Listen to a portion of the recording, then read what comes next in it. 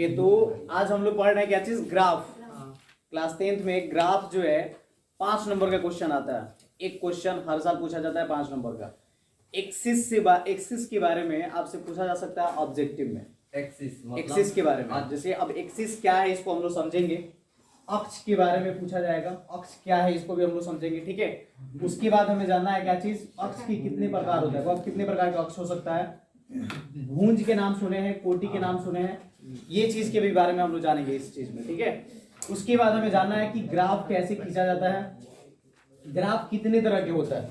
इस पूरी वीडियो में जानना है कि ग्राफ है क्या चीज और ग्राफ कितने तरह के होता है, ये पूरे कंप्लीट करेंगे। ग्राफ के 3 प्रकार एक्चुअली हम लोग जानते भी हैं कि प्रतिच्छेदी रेखा, समांतर रेखा और समबाहु, ये तीनों को कंप्लीट करके, ठीक है। उसके अलावा भी हमें जानना है क्या चीज कि कौन से कोऑर्डिनेट जो है किस क्वाड्रेंट के अंदर में पाया जाता है, इसको भी हम लोग यहाँ पे समझेंगे, ठीक है। तो अब स्टार्ट करते हैं हम लोग। सबसे पहले जानते हैं एक्सिस के बारे में। अगर कोई लाइन ऐसे बिल्कुल स्ट्रेट में खींचा गया हो और एक दूसरी लाइन इसको बिल्कुल परपेंडिकुलर काटता हो एक दूसरे को, यहाँ पे 90 डिग्री का एंगल बनता हो, एकदम एक दूसरे को परपेंडिकुलर काटता हो, तो ये दोनों लाइन को एक्सिस कहा जाएगा। इस दोनों लाइन का नाम क्या होगा, एक्सिस, यानी उसको बोलेंगे अक्ष। उसका नाम क्या होगा, अक्ष। इन दोनों लाइन को कहा जाएगा अक्ष। इस अक्ष के अंदर में जो ये लाइन आपको दिख रहा है ना, ठीक है, इसको बोलते हैं एक्स एक्सिस। एक्स एक्सिस, इसको हम लोग बोलेंगे एक्स एक्सिस मींस एक्स अक्ष। इसका नाम क्या होगा, एक्स अक्ष। और ये जो दिख रहा है ऊर्ध्वाधर वाला, उसको हम लोग क्या बोलेंगे, वाई अक्ष। वाई अक्ष, ये हो जाएगा आपका वाई अक्ष। तो 2 अक्ष जो है आपके सामने दिख रहा है। एक ये लाइन जो दिख रहा है इस टाइप का, ठीक है, इसको हम लोग क्षैतिज बोलते हैं। तो क्षैतिज लाइन वाला का नाम क्या होगा, एक्स अक्ष। और जो ऊर्ध्वाधर लाइन है उसका नाम क्या होगा, वाई अक्ष। ये 2 अक्ष है। अब ये दोनों अक्ष क्या कर रहा है, पूरे बोर्ड को 4 भागों में बांटा है। देखो, अगर हम इसको आगे बढ़ा दें, पूरा इसको आगे बढ़ा दें, ये बोर्ड कितने भाग में बढ़ जाएगा, 4 भाग में बढ़ जाएगा। तो 4 में से 1 को जब लिया जाता है ना, तो उसको चतुर्थांश कहा जाता है। जब 4 है और 4 में से किसी एक को लीजिएगा तो एक को कहेंगे चतुर्थांश। इसका नाम क्या होगा, चतुर्थांश। तो 4 में से 1 को लीजिएगा तो ये 1 ना चतुर्थांश कहलाएगा। इसका नाम क्या होगा, चतुर्थांश। लेकिन इसको हम कहेंगे प्रथम चतुर्थांश। ये हो जाएगा आपका प्रथम चतुर्थांश, माने 1 नंबर पे है इसलिए प्रथम चतुर्थांश। इस साइड में आते हैं, इधर जब दूसरे नंबर पे आते हैं तो इसको बोलेंगे द्वितीय चतुर्थांश। उसी तरीके से इसमें आते हैं तो इसको बोलेंगे तृतीय चतुर्थांश। अब इस पे आते हैं तो ये हो जाएगा चतुर्थांश।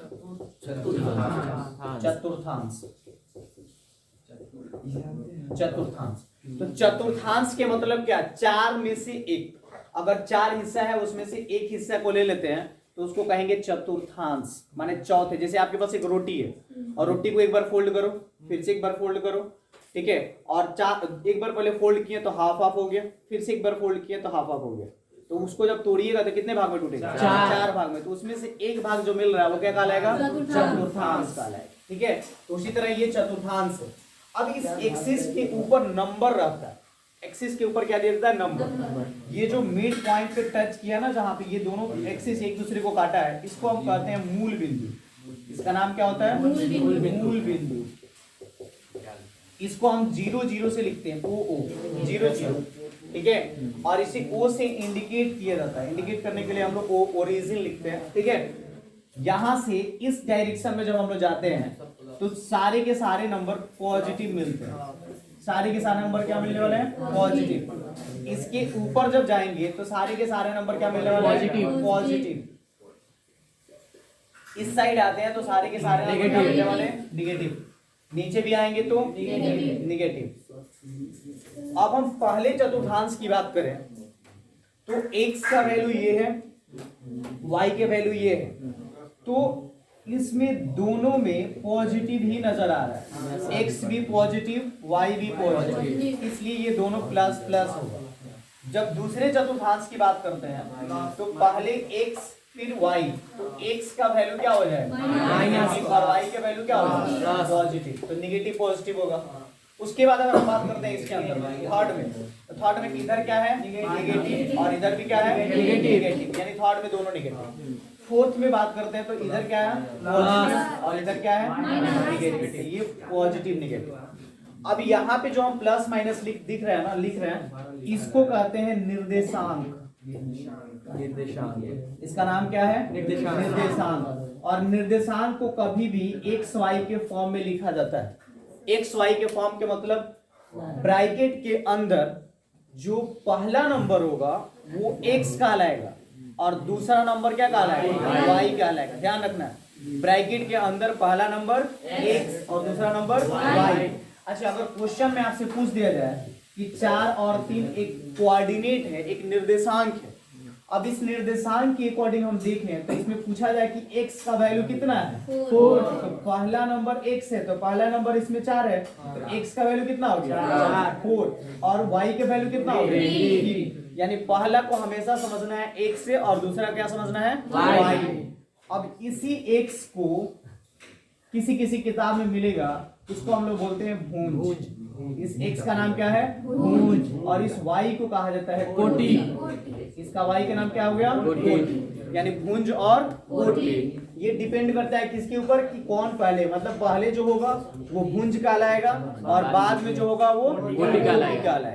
अच्छा, अब बताइए इस कोऑर्डिनेट को अगर हम देखें तो पहला नंबर क्या है प्लस है कि माइनस प्लस, दूसरा क्या है प्लस, तो दोनों प्लस है, तो दोनों प्लस है तो किस चतुर्थांश में आना चाहिए प्रथम चतुर्थांश। ठीक है।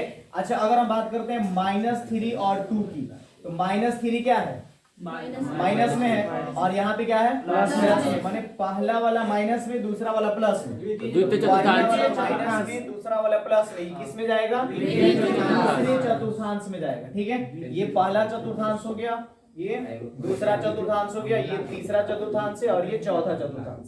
ठीक है, तो ये किस में जाएगा दूसरे चतुर्थांश में। अच्छा, और एग्जांपल लेते हैं 3 और -2 दिया हुआ है, 3 और -2, तो फर्स्ट में क्या दिया है प्लस और सेकंड में क्या है माइनस, तो पहले प्लस बाद में माइनस, पहले प्लस बाद में माइनस, ये किसमें जाएगा चतुर्थांश में, चौथे चतुर्थांश।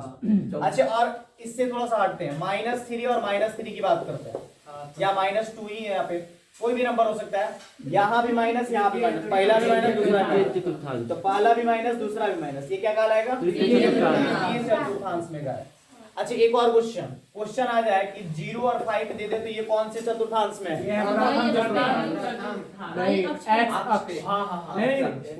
देखिए इसके लिए हमें समझना होगा x के वैल्यू कितना है 0 है, तो मतलब x का वैल्यू 0। अब ये एक्सिस को देखिएगा तो x का वैल्यू 0 कहाँ मिलेगा ओरिजिन पे। अच्छा, y के वैल्यू 5 है, तो y के वैल्यू 5 नीचे होगा कि ऊपर जाएंगे, इस साइड में मान लीजिए इधर कहीं 5 होगा, तो अब 0x का y का वैल्यू 5, 0x पे और y का वैल्यू 5, ये कौन से एक्सिस पे आ रहा है ये होगा y अक्ष पे, ये किसी भी चतुर्थांश में नहीं है, ये y अक्ष पे होगा। ठीक है। अच्छा, क्वेश्चन पूछा जाए आपसे कि 4 और 0 कौन से चतुर्थांश में है x अक्ष पे। अब इसमें x का वैल्यू दिया है, y का वैल्यू 0 दे दिया जाए तो x का वैल्यू यहाँ पे कितना हो जाएगा 4, x का वैल्यू कितना मान लीजिए इधर आ गया 4, y का 0 ना ऊपर ना नीचे, y का 0 इसी के सामने हो जाएगा, तो यहाँ पे हो जाएगा, तो ये कितना होगा x अक्ष पे। तो ध्यान देना है कि अगर पहला नंबर कुछ भी दे दे, दूसरा नंबर अगर 0 हो तो वो x अक्ष पे जाएगा, पहला नंबर 0 दे दे, दूसरा नंबर कुछ भी हो तो y अक्ष पे जाएगा। अच्छा, क्वेश्चन अगर ये आ जाए 0 - 5, ये कहाँ जाएगा नीचे बनेगा, कौन y अक्ष पे, ये भी किस अक्ष पे होगा y अक्ष पे होगा। अच्छा, एक और कोऑर्डिनेट है 0 0, ये कौन अक्ष पे है मूल बिंदु पे, ये किसी अक्ष पे नहीं है बल्कि कहाँ ये मूल बिंदु। तो आई होप कि आपको समझ में आया होगा कि कोऑर्डिनेट क्या है। ठीक है, एक्सिस क्या है, एक्सिस को कैसे समझते हैं, कोऑर्डिनेट का ये कोऑर्डिनेट में भुज क्या होता है और कोटि क्या होता है, इसमें कोई डाउट। भुज मींस x वाला वैल्यू और कोटि मींस y वाला वैल्यू। कोई भी कोऑर्डिनेट में पहला जो नंबर होगा वो x को बताता है और दूसरा नंबर y को। इसको नोट आउट करिए। आगे इसमें जानना है क्या चीज कि जब हम दो चर वाले रैखिक समीकरण पढ़ते हैं तो जब उसका ग्राफ खींचेंगे क्लास 10th के लिए, दो चर वाले रैखिक समीकरण में जब हम ग्राफ खींचते हैं तो ग्राफ कितने तरह के हो सकता है, तो 3 तरह से ग्राफ खींचा जाएगा इसमें, ठीक है। और तीनों के बारे में पहले थोड़ा सा जान लेते हैं, उसके बाद हम लोग आएंगे कुछ क्वेश्चंस के ऊपर, ठीक है। पहले नंबर देखिए, अगर मान लीजिए कि ये एक्सिस है, ठीक है, ये कौन सा एक्सिस है, एक्स, और ये कौन सा है, वाई। एक यहाँ पे भी ग्राफ बनाते हैं, ये भी होगा एक्स और ये वाई। एक और बनाते हैं, यहाँ पे बनाते हैं, ठीक है, ये भी हो जाएगा आपका एक्स और ये हो गया वाई। इसके अंदर में एक्स वाई के अकॉर्डिंग जब हम ग्राफ खींचते हैं तो मान लीजिए कि ये ग्राफ ऐसे जा रहा है, एक ग्राफ ऐसे गया, ठीक है, और एक ग्राफ इसका इक्वेशन मान लीजिए a1x plus b1y plus c1 is equal to 0, एक फर्स्ट इक्वेशन का ग्राफ है, ठीक है। एक हम ग्राफ ऐसे खींच दिया और ये इक्वेशन है a2x plus b2y plus c2 is equal to 0, ये दूसरे इक्वेशन का ग्राफ है। तब ये दो इक्वेशन के ग्राफ के लिए यहाँ पे दोनों एक दूसरे को काटा है, ये दोनों इक्वेशन के ग्राफ कितने जगह काटा है, एक जगह काटा है। ये दोनों इक्वेशन के जो ग्राफ है एक दूसरे को कितने जगह काटा है, एक जगह। तो इस ग्राफ को प्रतिच्छेदी रेखा कहा जाता है, इसका नाम क्या होगा, प्रतिच्छेदी रेखा। इसको बोलते हैं इंटरसेक्टिंग लाइन, इसका नाम क्या हो जाएगा, इंटरसेक्टिंग लाइन।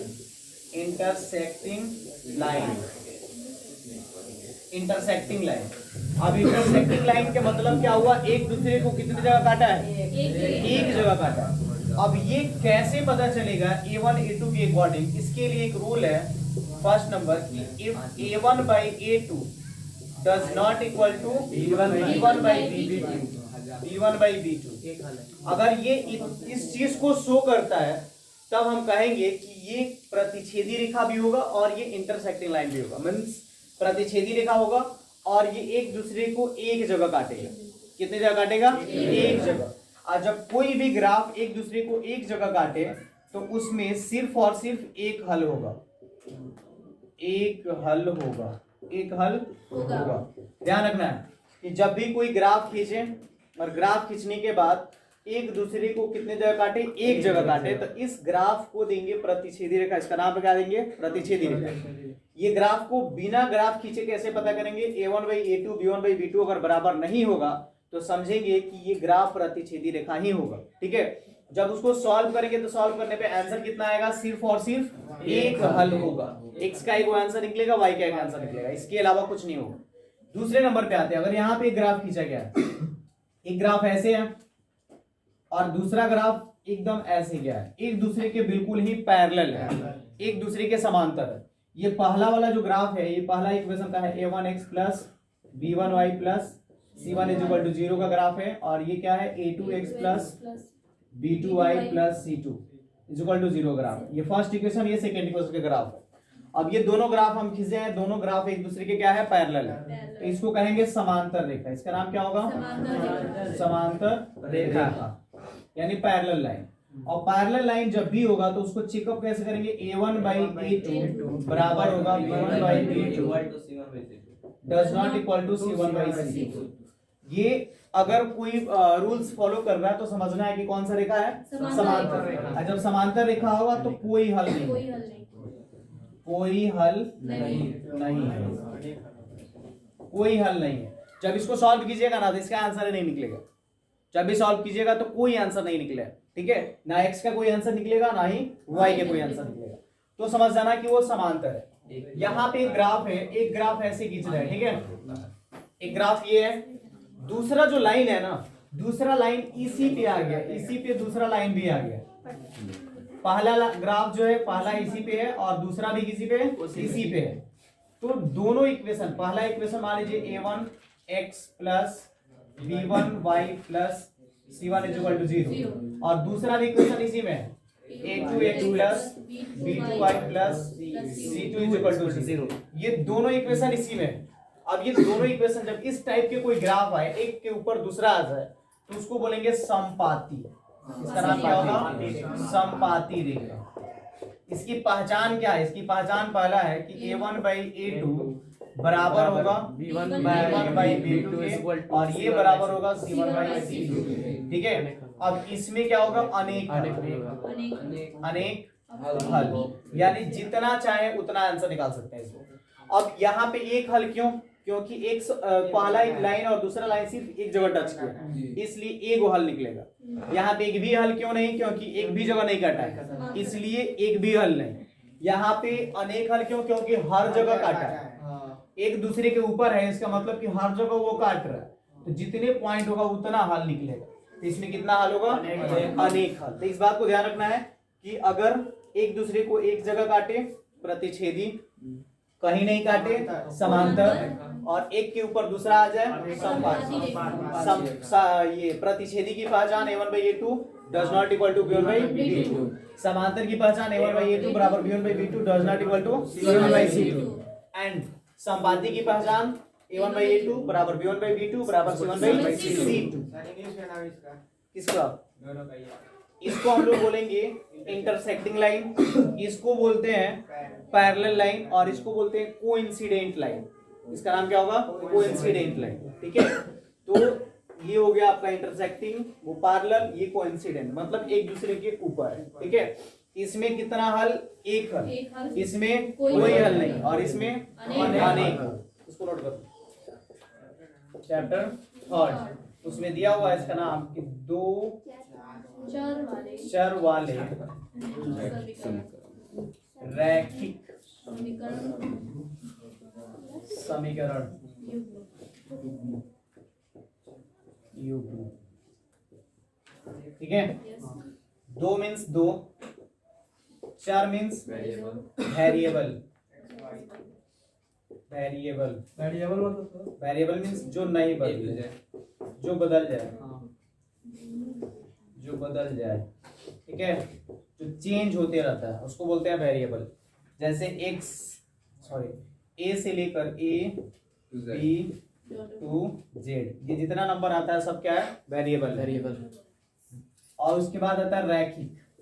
रैखिक के मतलब होता है जिसकी पावर एक हो, घात कितना हो? 1 हो। ठीक है, रैखिक मीन्स घात कितना होना चाहिए? 1। अब घात किसका 1 होनी चाहिए? तो चर का घात जो है वो 1 होनी चाहिए। हमें नंबर का नहीं देखना है, चर का पावर देखना है। चर का जो घात है अगर 1 होगा तो समझेंगे क्या है? ये रैखिक है। समीकरण के मतलब होता है जिसमें LHS भी हो और RHS भी हो, ये दोनों हो, उसको कहेंगे समीकरण। ठीक है, युग मतलब होता है पेयर, जोड़ा। ठीक है, यानी दो को आएगा, दोनों साथ साथ आएगा, तो उसको बोलेंगे दो चर वाले रैखिक समीकरण। अब इस पे एक जनरल फॉर्मूला लेते हैं, इसका सामान्य सूत्र। सामान्य सूत्र। अब देखिए, मान लीजिए कि अगर हम कोई ऐसे इक्वेशन लिख रहे हैं जिसमें दो गो चर आए, 2 गो चर आना चाहिए और पावर 1 ही होनी चाहिए। चर 2 गो आए लेकिन पावर कितना हो? 1 हो। जैसे 4x plus 3y is equal to 10 दे दिया हो, समझिए 4x plus 3y is equal to क्या दिया हो? 10। तो x और y दो गो इसमें चर आ गया, एक x आ गया, दो गो एक y आ गया, तो दो गो चर आ गया। इस चर की पावर कितना है? 1 है। इसका भी पावर कितना है? 1। तो इसको कहेंगे कि दो गो चर है तो दो चर वाला रैखिक। रैखिक पावर 1 है इसलिए इसका नाम हो जाएगा रैखिक। तो दो चर वाला रैखिक, और दोनों तरफ है, बराबर से पहले भी कुछ हिस्सा है बाद भी, इसलिए इसको कहेंगे दो चर वाला रैखिक समीकरण। इसका नाम होगा दो चर वाला रैखिक समीकरण। अच्छा, अगर कहीं दिया हो ऐसे 4x प्लस 3y, बस इतना ही दिया हो, तो क्या इसको दो चर वाला रैखिक समीकरण कहेंगे? क्या कहेंगे? इसको कहेंगे, देखो दो गो तो चर है तो दो चर वाला तो कहाएगा। अच्छा, पावर 1 है, इसका भी पावर 1 है, तो रैखिक भी कहलाएगा। तो दो चर वाला रैखिक बहुपद क्या कहलाएगा? बहुपद। जब इसमें इक्वल नहीं दिया हो कुछ भी तो ये समीकरण नहीं रहा, ये बहुपद हो गया। ये क्या हो गया? बहुपद। जैसे आप पढ़े होंगे बहुपद इसके पिछले वाले चैप्टर में कि x² प्लस 4x प्लस 4 था, तो ये बहुपद था। आज चौथे चैप्टर में पढ़े होंगे कि एक्स स्क्वायर प्लस 4x+4 बराबर 0 है, तो ये समीकरण है, पढ़े है ना। तो ये बहुपद है, ये समीकरण है। समीकरण क्यों है? क्योंकि इसमें दो हिस्सा आ गया, एलएचएस और आरएचएस आ गया, तो ये समीकरण हो गया। अकेले है तो क्या है? बहुपद है। तो दो चर वाला रैखिक तो है, लेकिन ये बहुपद है, और ये क्या है? समीकरण है। और युग्म दिखाता है कि जोड़ा में आएगा, दो दो को साथ में आएगा, ठीक है। जैसे मान लीजिए कि एक ये आ गया और एक इसी के जैसा कोई नंबर आ जाए, जैसे मान लीजिए आ गया 3x + 4y = -10, ये दे दिया। तो अब देखिए, ये इसको भी कहेंगे दो चर वाला रैखिक समीकरण, इसको भी कहेंगे दो चर वाला रैखिक समीकरण, दोनों एक ही साथ आया है, इसीलिए इसको कहेंगे पेयर यानी जोड़ा, युग्म। तो ये आपका हो गया दो चर वाला रैखिक समीकरण युग्म, दो चर वाला रैखिक समीकरण युग्म। इसका सामान्य सूत्र क्या होगा? a1x + b1y + c1 = 0 और a2x + b2y + c2 = 0। x के कोफिशिएंट को a1 कहेंगे, y के कोफिशिएंट को b1 कहेंगे, और जो कांस्टेंट टर्म है उसको c1 कहेंगे। फिर x के कोफिशिएंट दूसरे इक्वेशन में a2, y के कोफिशिएंट b2, और जो कांस्टेंट टर्म लास्ट में है वो c2 होता है, ठीक है। तो अब इन दोनों को अगर मान लीजिए कि हम इसका एक एग्जांपल लेते हैं इस टाइप का, तो ये एग्जांपल इस पे सेट हो जाएगा। ये एग्जांपल जैसे आप देखिए, x के कोफिशिएंट ये क्या कहलाएगा? a1, ये क्या कहलाएगा? a1। y के कोफिशिएंट क्या कहलाएगा? b1, और जो अकेले है वो क्या कहलाएगा? c1। उसी तरीके से यहाँ पे x के कोफिशिएंट a2, ये y के कोफिशिएंट b2, और ये जो सिंगल है वो c2। a1 a2 b1 b2 और c1 c2, ये टोटल बताया, ठीक है। अब देखिए, अगर क्वेश्चन ऐसे आ जाता है तो हम किस तरह सॉल्व करेंगे? 9th क्लास आप याद करो, 9th क्लास में यही पढ़ना था, इतना पढ़ना था, दो चर वाला रैखिक समीकरण। 9th में एक चैप्टर है दो चर वाला रैखिक समीकरण, युग्म नहीं था उसमें, सिर्फ दो चर वाला रैखिक समीकरण था। तो क्वेश्चन कैसे आता था? अगर मान लीजिए क्वेश्चन आ जाए x + 3y = दे दिया जाए 10, x + 3y = 10, तो क्वेश्चन में पूछ रहा था कि x का और y का आंसर निकालिए। तो हम लोग क्या करते थे? x बराबर ये 3y प्लस में उस साइड भेज देंगे, माइनस कितना हो जाएगा? 3 - 10 - 3y हो जाएगा, ये प्लस इस साइड आके माइनस हो। अब हम क्या करते थे? y के वैल्यू को अपने से मानते थे, कुछ भी मानते थे, कुछ भी आपके ऊपर डिपेंड है, कोई भी नंबर रख सकते हो, ठीक है। y के वैल्यू लेट करेंगे, माना कि y = कितना? 1 मान ले, 1 मानते हैं, तो x बराबर कितना होगा? 10 - 3 × 1 हो जाएगा, y की जगह पे कितना होगा? 1। तो 10 - 3 = 7 हो जाएगा। तो जब y की जगह पे 1 होगा तो x का वैल्यू कितना निकलेगा? फिर भी निकाल सकते हैं, और ज्यादा निकाल सकते हैं। माना कि y = अब 1 माने थे, अब 1 ना करके 0 रख सकते हैं, चाहे 2 रख सकते हैं, कुछ भी रख सकते हैं। तो x बराबर क्या निकलेगा? 10 - 3 अगुने y की जगह पे क्या? 0, तो होगा 10 - 0 = 10। तो जब y के वैल्यू कितना हो? 0, तो x का वैल्यू कितना निकलेगा? 10। तो ऐसे बहुत सारे क्वेश्चंस निकाले थे 9th क्लास में। सेम करना है 10th क्लास में, कोई अंतर नहीं है। सेम काम 10th क्लास में ऐसे ही फर्स्ट इक्वेशन उठाना है और जैसे जैसे ये बना था उस तरह बना देना है, और इसको एक टेबल लिख लेना है। फिर सेकेंड इक्वेशन उठाना है, जैसे जैसे ये बना है उसी तरह बना देना है, और उसके बाद फिर दोनों का ग्राफ खींच लेना, ठीक है। तो इसमें किस तरीके से ग्राफ खींचेंगे, इस ग्राफ को थोड़ा सा समझते हैं। क्वेश्चन लेते हैं डायरेक्ट बुक से, एक्सरसाइज है, ओके। तो ग्राफ में सबसे पहला जो एक्सरसाइज है आपका 3.1, ठीक है। अब उसमें फर्स्ट क्वेश्चन आपको क्या दिया है? क्वेश्चन जो है लैंग्वेज में, ठीक है। एनसीईआरटी का बुक निकाल लीजिए, और काफी इजी है। लैंग्वेज को समझना कैसे है उसको थोड़ा समझ लेते हैं, ठीक है।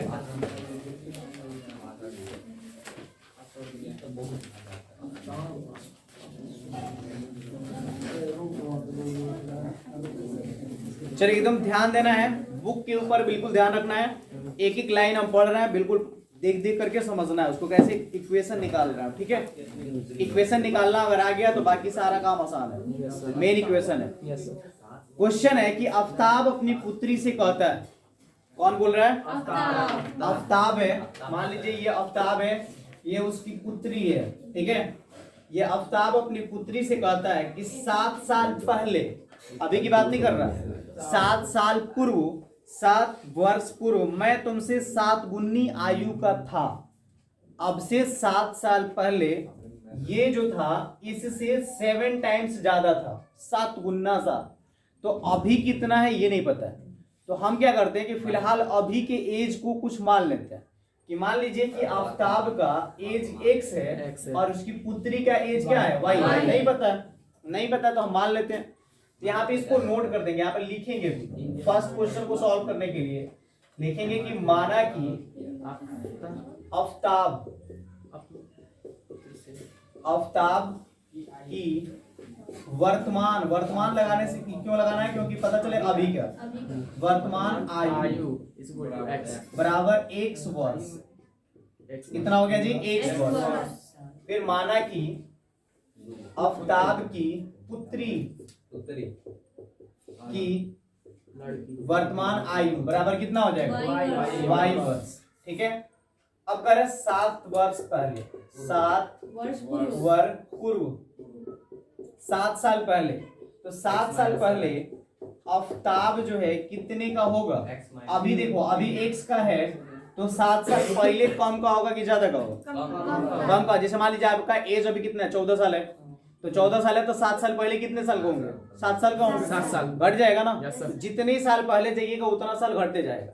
तो आफ्ताब अगर x वर्ष का है तो 7 साल पहले x माइनस 7 वर्ष का होगा। ठीक है, और पुत्री को देखो, पुत्री अभी कितने वर्ष की है y, तो ये भी तो 7 साल पहले घटेगी, ये y माइनस 7 वर्ष की होगी। अब क्वेश्चन में दिया है, क्वेश्चन में है इसमें कि कौन कितना, यहाँ पे लिखेंगे प्रश्न अनुसार, प्रश्न के अनुसार। तो प्रश्न के अनुसार क्वेश्चन में दिया हुआ आपको कि ये आफ्ताब की आयु 7 साल पहले का है, ये उसकी पुत्री का आयु 7 साल बाद का है। ये आफ्ताब की आयु 7 साल पहले का है और ये भी पुत्री की आयु 7 साल पहले का है। अब इन दोनों में कंडीशन है कि ये इससे 7 गुना था, कौन था, आफ्ताब 7 गुना। अब एक एग्जांपल समझो, ये 49 कहता है 7 से कि मैं तुमसे 7 गुना हूं, है भी ये 7 गुना है। हम क्या कहते हैं कि दोनों को बराबर कर सकते हैं, कब, जब तुम 7 गुना हो ना तो हम इसके बगल वाला में भी 7 से गुणा कर देंगे, तो ये भी 49 हो गया, ये भी 49 हो गया। तो ये कहता है कि हम तुमसे 7 गुना है, तो 7 गुना है तो ये दोनों बराबर हो सकता है कब, जब ये 7 गुना है तो बगल वाला में 7 से गुणा कर देंगे, तो ये दोनों आपस में क्या हो जाएगा, बराबर हो जाएगा। तब इसको सॉल्व कर देंगे, जब सॉल्व करेंगे तो ये हो जाएगा x माइनस 7 बराबर 7 को y से, तो कितना होगा 7y माइनस 7 को 7 से कितना हो गया 49। अब ये 7y प्लस में इस साइड लाते हैं, x minus 7y is equal to minus में 49 है और ये माइनस 7 इस साइड आएगा तो प्लस में 7, यानी मिला x minus 7y is equal to, घटेगा तो कितना होगा माइनस 42। एक फर्स्ट इक्वेशन मान के रख देना, ठीक है। अब आते हैं पुनः अब आगे पढ़ते हैं, क्वेश्चन क्या कहता है। आगे कह रहा है कि अब से 3 वर्ष बाद, अब से कितने साल बाद, 3 वर्ष बाद मैं तुमसे केवल 3 गुनी आयु का रह जाऊंगा, अभी नहीं 3 साल बाद, अभी जो एज है उससे 3 साल बाद 3 गुनी आयु का रहूंगा। तो आफ्ताब अभी कितना है, आफ्ताब का जो आयु है अभी कितना था x है, तो आफ्ताब का आयु यहाँ पे लिखेंगे पुनः 3 वर्ष बाद। तो आफ्ताब कितने का हो जाएगा, x प्लस 3 का होगा। अभी अगर वो कितने का है, x का है, तो 3 साल बाद जो है उसमें 3 साल क्या होगा, जुट जाएगा। जैसे मान लीजिए अभी आपका ये 14 साल है तो 3 साल बाद कितना होगा, 14 3 17 हो जाएगा, 3 साल जुटेगा ना। उसी तरह x वर्ष है तो x में 3 जुट जाएगा। अच्छा पुत्री में भी तो जुटेगा, पुत्री का आयु कितना हो जाएगा y प्लस 3 वर्ष। अब लिखेंगे प्रश्न से, क्वेश्चन में कह रहा है क्या कि x प्लस 3 यानी आफ्ताब और ये y प्लस 3 उसकी पुत्री, आफ्ताब इससे 3 गुना है, ये कितना गुना आ जाएगा 3 गुना, ये वाला 3 गुना होगा। तो जब 3 गुना है तो इसके बगल वाले में क्या करेंगे 3 से गुना करेंगे, तो इसके बगल वाले में 3 से गुना करेंगे, तो x प्लस 3 का x प्लस 3 बराबर 3 को y से, तो क्या हो जाएगा 3y, अब प्लस 3 में 3 से गुना करेंगे तो 9। तो ये इसको इस साइड लाते हैं, तो x minus 3y is equal to 9 minus 3, plus 3 है इस साइड आके माइनस 3, x माइनस 3y बराबर घटेगा तो कितना होगा 6। ये इक्वेशन नंबर 2। अब इन दोनों इक्वेशन से क्या करना है, ग्राफ खींचना है। क्वेश्चन जब पढ़िएगा ना तो आगे कह रहा है क्या कि क्या यह मनोरंजक है, कि मतलब क्या ये पॉसिबल है इस स्थिति को बीजगणितीय एवं ग्राफीय रूप में व्यक्त कीजिए। माने इसको, इसका वैल्यू निकालिए किस मेथड से, ग्राफ की मेथड से इसका वैल्यू फाइंड करना है। तो हमें इसका ग्राफ खींचना है। ग्राफ खींचने के लिए पहले इसको नोट आउट करो। समीकरण में इतना तो कंप्लीट हो गया कि समीकरण आ गया। समीकरण से हमें करना क्या है, ग्राफ खींचना है। ग्राफ खींचने के लिए हम लोग फर्स्ट समीकरण का यूज करेंगे, ठीक है। समीकरण 1 से, समीकरण 1 से 1 नंबर इक्वेशन में क्या दिया है आपको, x minus 7y equal to minus 42। ये वाले नंबर को उठा के इस साइड भेजेंगे। यहाँ से होगा x is equal to minus में 42 और ये माइनस 7y इस साइड भेजेंगे तो क्या होगा, प्लस में 7y हो जाएगा। अब y के वैल्यू को अपने से मानना है, कुछ भी मान सकते हैं। यहाँ पे इसकी बॉक्स बनाएंगे ताकि इस वैल्यू को रख सके, ठीक है। ओके, x y फिर x कॉमा y की वैल्यू यहाँ पे कोई भी नंबर माना जा सकता है। माना कि y इज इक्वल टू, हम क्या करते हैं, एक बार 6 मानते हैं। 6 मानेंगे तो 7 छक 42 और 42 0 हो जाएगा, ठीक है। तो x बराबर क्या मिलेगा, माइनस में 42 तो है और प्लस में 7 गुने 6 हो जाएगा। ये होगा माइनस 42 और प्लस में हो जाएगा 42, कितना होगा 0। x बराबर कितना मिला, 0। x बराबर हो गया 0 कब, जब y की वैल्यू कितना रखें, 6। फिर एक बार इसी में मानना है। माना कि 2 बार y इज इक्वल टू अब 6 ना मान करके 7 मान लेते हैं। कितना मानते हैं, 7। तो यहाँ से x का वैल्यू मिलेगा माइनस 42 और प्लस 7 इंटू 7, यानी माइनस 42 और प्लस 49। जब सॉल्व करेंगे तो कितना हो जाएगा, 7। इसमें से घटेगा तो कितना होगा, 7। तो y का वैल्यू 7 और x का वैल्यू दोनों 7। ये 0 6 हो गया और ये 7 7 हो गया। बस इतना काफी है। 3 पे भी निकाला जा सकता है, 2 पे भी निकल जाएगा, ठीक है। अब हम आते हैं दूसरा समीकरण पे, समीकरण 2 से दूसरा समीकरण में क्या दिया है, x minus 3y equal to 6। अच्छा, x बराबर ये माइनस 3y को उस साइड भेजेंगे तो क्या होगा, प्लस में 6 प्लस 3y। y के वैल्यू आपको अपने से मानना है, एक बॉक्स बनाना है। यहाँ पे x फिर y फिर x कॉमा y के वैल्यू कुछ भी मानेंगे। माना कि y is equal to -1, y is equal to कितना, -1, ठीक है। x इज इक्वल टू कितना होगा, 6 प्लस 3 इंटू -1, तो ये हो जाएगा 6 माइनस 3 बराबर कितना होगा, 3। y की जगह पे -1 तो x की जगह पे कितना निकला, 3। ये होगा 3 माइनस 1। फिर से एक बार लास्ट, माना कि y इज इक्वल टू, अब यहाँ पे -1 रख के -2 रखते हैं, ठीक है। x इज इक्वल टू हो गया 6 प्लस 3 इंटू -2 हो जाएगा, ये हो जाएगा 6 और माइनस और प्लस मिलके माइनस 3 दूनी 6, घटेगा तो 0। तो y की जगह पे -2, x की जगह पे 0, 0 -2। अब इसका ग्राफ चाहिए, क्या करना है, ग्राफ खींचना है। यहाँ पे हो जाएगा आपका मूल बिंदु 0 0। यहाँ पे हम नंबर पुट कर लेते हैं 1 2 3 4 5 6, एक स्टेप और बढ़ाते हैं 7। क्लियर। यहाँ पे जब इसको सॉल्व करेंगे नंबर, तो यहाँ पे भी हो जाएगा 1 2 3 4 5 6 और ये पॉइंट मानते हैं कितना है, 7। इधर आएंगे तो -1 -2 -3 -4 -5। इधर आते हैं तो -1 -2 -3 -4 -5, बस काफी है, ठीक है। अब यहाँ पे हमें क्या करना है, जो जो नंबर मिला है उसको ग्राफ पे दिखाना है। ये फर्स्ट क्वाड्रेंट मिला है, ये सेकंड मिला है, ये थर्ड क्वाड्रेंट है, ये फोर्थ क्वाड्रेंट है। इसको हमें क्या करना है, दिखाना है ग्राफ के ऊपर। पहला में 0 है, दूसरा में 6 है, यानी x का वैल्यू 0 और y का वैल्यू 6। x का वैल्यू 0 यहाँ पे, y के वैल्यू 6 कहाँ है, ऊपर की नीचे, ऊपर यहाँ पे 6 है और x के वैल्यू 0, तो यही पॉइंट हो जाए। इस पॉइंट को लिख देंगे 0,6। उसके बाद है 7 पे 7, x में भी 7 y में भी 7, x के सामने भी कितना है 7 और y के सामने भी कितना है 7। इन दोनों पॉइंट को जाएंगे मिलाने, यहाँ पे मिल रहा है, ये हो जाएगा 7,7। ये 2 पॉइंट जो मिला है ना, ये दोनों को आपस में मिला देना है, ठीक है, दिखाना है। हाँ, दोनों को आपस में मिला देना है।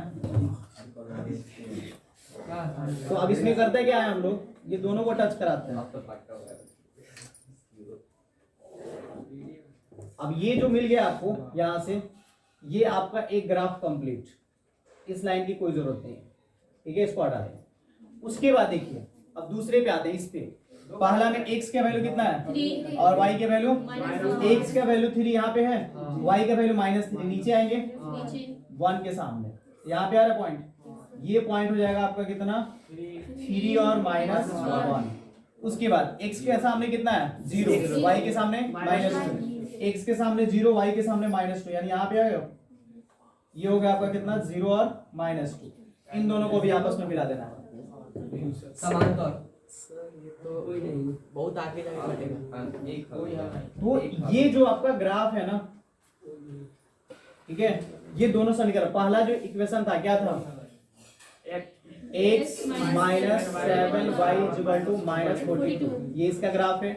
और दूसरा जो है वो क्या है x minus 3y equal to 6, ये इसका ग्राफ है। इस तरीके से हमें ग्राफ खींचना, अगर आंसर निकालना होता तो हम लोग क्या करते हैं कि इसको आगे बढ़ाते हैं, इसको भी आगे बढ़ाते हैं, तो ये दोनों जहां पे कट करेगा वो पॉइंट को ले लेंगे, उधर x के सामने भी और y के सामने भी। तो जहां भी कट किया वो x के सामने और y के सामने, वही आपका x का भी वैल्यू होगा और y का भी वैल्यू, ठीक है, नोट आउट कर लो।